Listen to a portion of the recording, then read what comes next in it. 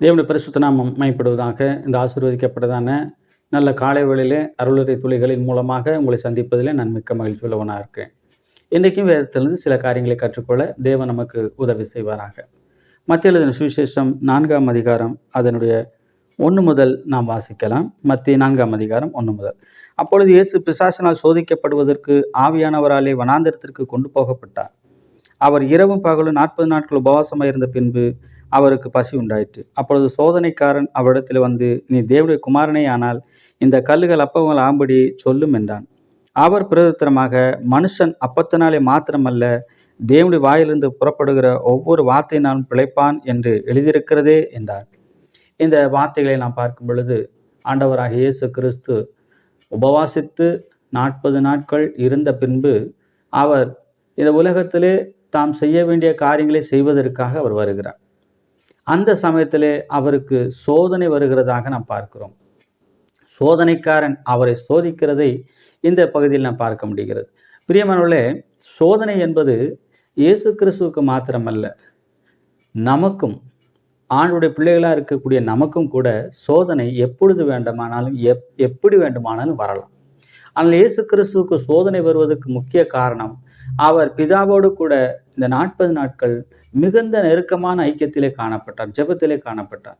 அதே போல தேவனோடு நெருங்கி ஜீவிக்கிற அனுபவமுள்ள ஒவ்வொருவருக்கும் சோதனை என்பது வரத்தான் செய்யும்.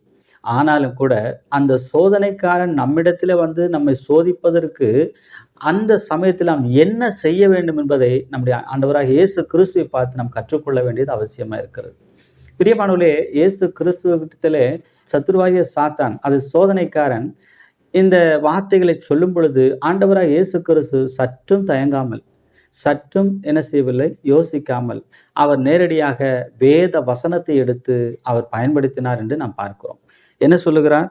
பிரதித்திரமாக மனுஷன் அப்பத்தினாலே மாத்திரமல்ல, தேவனுடைய வாயிலிருந்து புறப்படுகிற ஒவ்வொரு வார்த்தையினாலும் பிழைப்பான் என்று எழுதியிருக்கிறதே என்று வேத வசனத்தை அவர் சுட்டி காண்பித்தார்.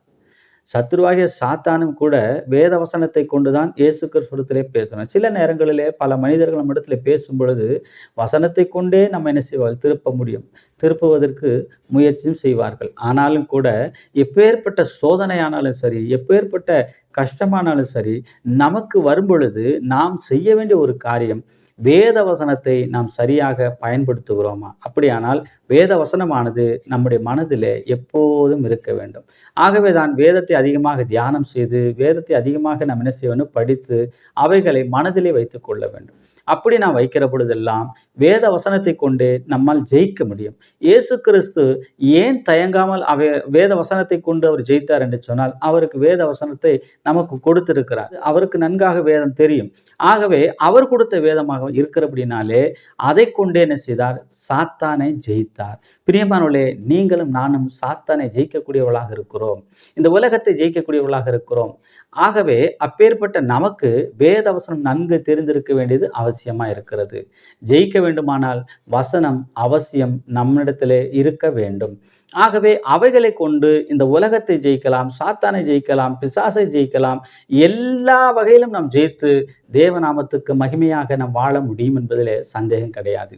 ஆகவே நாம் இப்பொழுது இருக்கிற இந்த பொல்லாத பிரபஞ்சத்திலிருந்து நாம் தப்பித்து கொள்ள வேண்டுமானால், நாம் இந்த பொல்லாத பிரபஞ்சத்திலிருந்து நாம் தேவனோடு கூட நெருங்கி வாழ வேண்டுமானால், நமக்கு தெரிய வேண்டியது வேத வசனங்கள் நன்றாக தெரிந்திருக்க வேண்டும்.